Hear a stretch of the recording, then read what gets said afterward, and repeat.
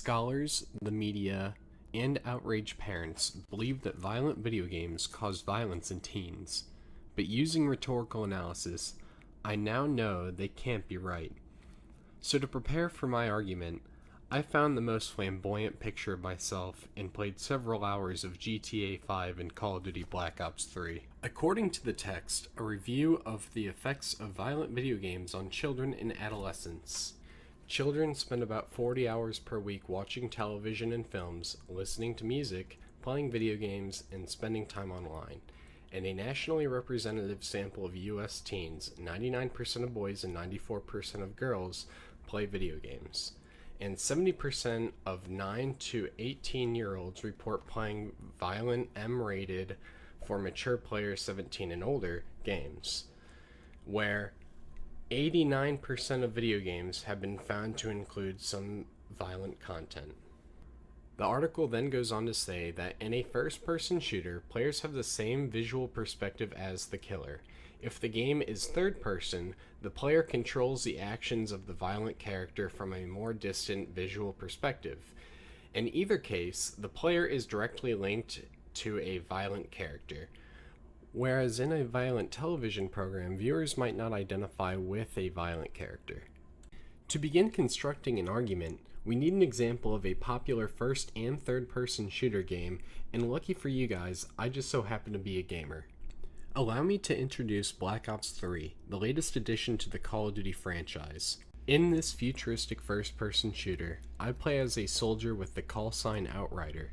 She is one of many playable characters with special abilities that you can play as during the war taking place in 2065. Hold the phone. I'm sure you guys are wondering, why is this important? The setting of the game, along with my character not being similar to who I am, logically, you can already separate this game from reality because I'm not a woman in 2065 fighting a war. You can also feel the separation between reality and virtual reality while playing. Even knowing that it is just a game, the violence is still in the game and sometimes it can be graphic. In addition to that, violent video games reward violent behavior, such as by awarding points or allowing players to advance to the next game level. In some games, players are rewarded through verbal praise, such as hearing the words "nice shot" after killing an enemy with a gun. It is well known that rewarding behavior increases its frequency. Would people go to work if their employers did not reward them by paying them money? Even though this is true, after work I need a healthy and harmless way to effectively reduce stress. And because video games aren't real and allow gamers to escape reality, it is both a healthy and effective way to reduce stress and prevent potential violent outbursts. Also, why would you do something without some sort of reward? The game gives you points for killing to keep you interested in the game, and it also explains it's during a time of war to explain to the player that you are killing the enemy to win a war, which we actively support in America. Now let's talk about a more realistic third-person shooter. Welcome to GTA 5. Sun is shining in the sky. There ain't a cloud in sight. It stopped raining. Everybody's in the play. And don't you know, it's a beautiful new day. Hey. In a virtual Los Angeles, you can play with and kill other players, which you can customize. Oddly enough, while playing online, I found that most players tend to follow the Golden Rule. The Golden Rule is a morally praised idea that you shouldn't do something to others that you wouldn't want done to yourself.